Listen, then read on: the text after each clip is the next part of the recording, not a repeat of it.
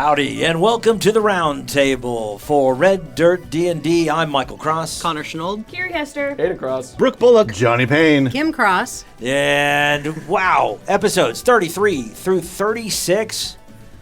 That's amazing. 37? Wow. No, 33 through 36. 36. No, 33 We're getting into for big numbers. 36, yeah. Yeah, 36. That's right. Yeah, sorry. 3 and 6 is... Don't laugh at me because I counted on my fingers, Connor. I do it all the time. They You're are an math English teacher. tools. It's okay. And you guys have right. made fun of me before, so I'm just bringing it full circle. No, I tell all my math kids, bring those fingers in here. Those are tools. They're very useful. Absolutely. What a great time we had. Aiden, fantastic episodes. Starting us out with the finishing of the battle with Xantriox. Ooh. Say it again. Xantriox. Anytime you face off against a beholder, boy, that's... We finally got our act together. Yes. And figured out how to handle that instead of staying in the doorway. Well, it was only one round. I mean, we only... It felt like forever, though. Like, oh Episode my 32 gosh. was only one round of us. And, Yeah. kind of deer in the headlights moment. I would like to say the mini-boss that we fought before went so well that we were a little, maybe too confident going into Glorious. this last Yeah, one. Conjure volley. That was the plan behind that. That was supposed to be like a confidence booster. I'm blinking right now. Yeah, if you totally. Can't tell. Definitely wasn't supposed to be difficult at all. You're playing a psychological game. Yeah. I see. And then all of a sudden the ranger pulls out that conjure volley spell, and oops. Yeah. I forgot about that. Yeah. Oh, that was so good. Mind flares. Ugh. Ugh. Yeah. Nasty, but not great on hit points. So that was a good call. Yeah. Anyway, Yeah. then we go, hey, that was easy. Let's go to the next room. We've got time for a short Short rest, chill out, and then Make some food. oh my gosh, beholders. By the way, I will say the will-o-wisp would not have been in there if you didn't short rest. Yeah. That was I added the will-o-wisp because you guys Yeah. short rested. I told you. There was a fun moment when Aiden says will-o-wisp, and about half the table goes, and I think it was Kim who went, oh. Yes, I know, because they're scary and you have to fight them in this game, but I've read books where they're nice little things Yes. that are very helpful. They're It's little like undead spirits that help you guide that you. help you. Yeah, So- it's like in the That's in Wizard of Disney Oz. and Brave. That's right. Well, I fear them because my first time having to fight them ever was original EverQuest. Okay, and if you played something that didn't have low light vision or night vision, everyone's like, well, get a glowing will-o-wisp stone by fighting a will-o-wisp. And it's like they're just level 2 or 3. You can only do damage to them if you have a magical weapon, and you don't get those in EverQuest till like 10 or 15. And so you don't know, so you just run out and you start swinging, and it's like zeros just start popping up as you're dying. And it's like, so now when I hear will-o-wisp, I'm like, oh, this could be terrible. Yeah. This could be like the worst thing ever to happen. yeah, and I realized I had the incorrect reaction for the game. And the looks, the quizzical looks, and I thought, okay, in my mind, I went back to Wizard of Oz, where to this day, and I'm 52, and I still can't stand the monkeys in the movie, but in the book, they're so helpful. They're helpful. They're wonderful little things, and As long as you have the hat, you're they're good to here go. for So it. Yeah, well, and mythologically, when I teach Celtic mythology, we talk about will-o-wisps, and they're not necessarily malicious. They're just tricksy, and they want to lure you into the bog where you're going to get stuck and sink and you die. But they don't do it because they want to kill you. They do it because they think it's funny. Yeah.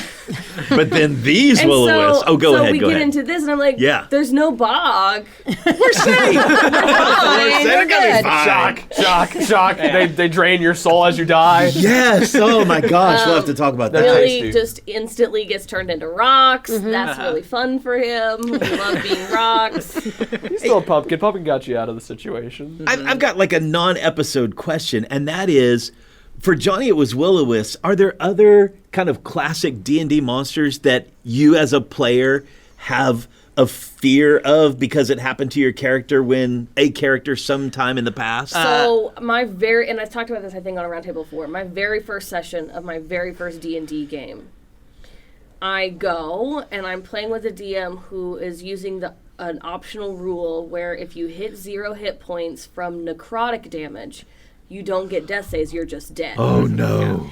And my very first session of my very first game of D&D ever, I die. So I don't remember what we were fighting. I think it was just like a high-level necromancer or something, but I instantly died, and so necrotic damage is now my least favorite. But I love Twitch. He's so cute. I would say mine are slads. Oh my gosh, those are crazy. They usually throw you them about higher tier 2 into tier 3. They can infest you with their little tadpoles, and that's disgusting. Yep. Ooh, and then the. That's something we can't really talk about. Yeah. Gross. Yeah, and so ever since I have fought against those, I love DMing them. You bring the flavor. You know how to make these things scary. Don't like fighting them. For me, it's a fear of bathrobes. I don't know what it is. Like open ones or closed? Glitches. Yeah. I thought you were going to say bullets or bullets. Because bullets are also... Bullets, You had fun with a bullet. A lot of my... Well, a lot of Turn my... into chihuahuas. Yeah, a lot of my deaths... Character deaths usually came from humanoids. It's other humanoids that have killed me. So even the Lich is technically a humanoid. It's just an undead. You know? Yep. But for the most part, it's never been. Although beholders, you know how to be careful of them. Dragons, same thing. They're ones you just be careful of. But it's mostly been humanoids that have been my problem. Just a guy. Yeah, humans just humans dude. are Just a guy. humans are my problem too. Exactly. They're the ones I'm most afraid of. And I haven't really died. Yeah. I mean, I really haven't had a character that's. I mean, one of my characters did die, but it was in a time loop, so it didn't really matter. It's They a were time coming loop right back. game where Oh but yeah, I've Never that- sit at a that table full of character died. DMs and brag about how you've never I died. haven't. I know. Fingers crossed. I know, Listen, but I it's the had a characters I wonderful, play. heartwarming storyline set for Beatrix. Aiden, we gotta change it. Oh no. We're done. She's done. I was going to run something specifically for Beatrix and the keys and solve the issue with where the keys come from and why the sneeze happens for you if you hadn't done it yet. Because this whole thing has just been a really mystery and it's been beyond us, and I wanted to solve that. And I thought we concept could you wanted call to do for years? I thought we could call the episode "Mysteries of Beatrix."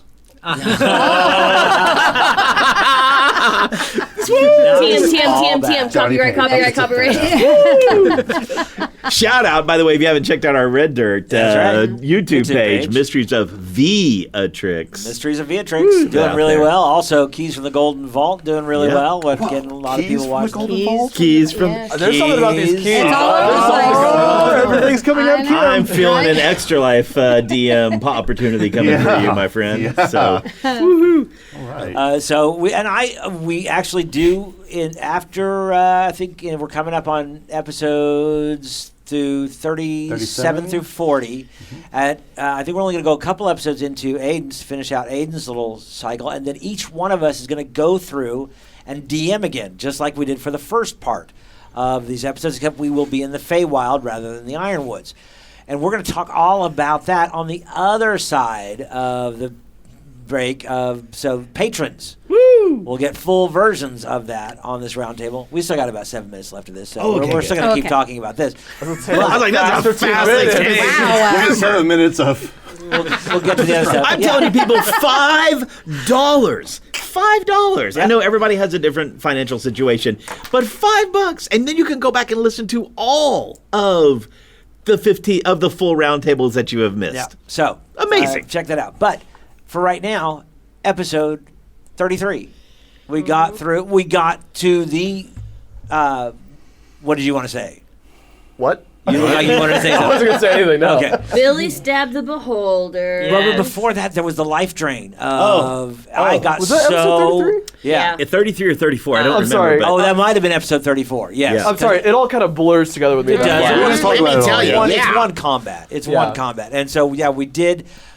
We managed to. I turned invisible, which was great. I loved it. It was fun. I will say I love Jaska summoning the Angel of Gideon. That was awesome. And then pretty much immediately, Jaska was charmed by the... But your Gideon. dice for Gideon came on fire. Gideon was. Thank you, Did you SQA. get a natural 20 on one of those? I think so. Like it was I think absolutely. I think it was ridiculous. my first attempt to hit whiffed, and then my second hit was a natural 20, and I was like, oh, thank you. My favorite part about that whole combat, and of course, this is near the end, is how close I got to pinning you guys down. Oh, there was a time when we were failing to save. It got really tight. And that may have been in 33. That was the only thing I thought about with the greater invisibility was there was a very good possibility that I was the only one that would live. Which would be a total turnaround from campaign 1 if I was the only one who lived. Everyone else Like poetry, it rhymes. There was a bit where Billy was rocks, Zianzi was down. Yep. Beatrix is paralyzed. Paralyzed. Beatrix was paralyzed. Twitch was being held against the wall. And Jaska was charmed. And I was charmed. Which at some point he would have had to hit me if Yeah, he there wanted was- to kill me. there was- But he was going to target you last. yeah. Yeah. But that was the, I mean, yeah. It was getting and scary. that's why it's like Aiden actually goes, I have no one to hit.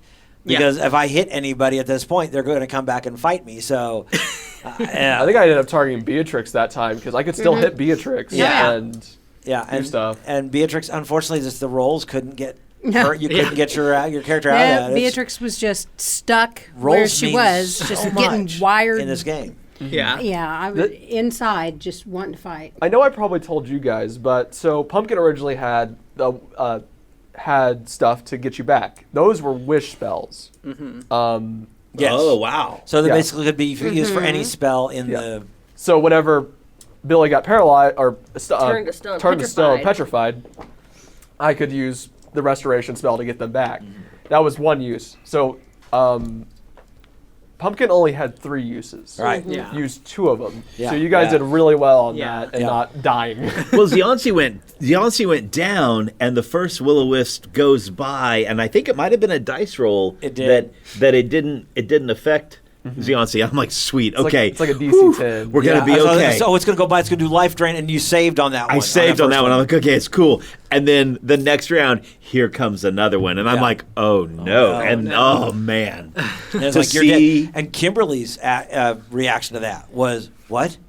Yeah, he's dead. Yeah. Yeah. Oh Dead, my gosh! dead. Yeah, so we Dead, lost. dead, Yeah, dead. so fortunately we did have Pumpkin. You did have a character death, technically. Yes, but technically. Only for Short like a term. second. Deus Ex Pumpkin. He got he got better. Yes.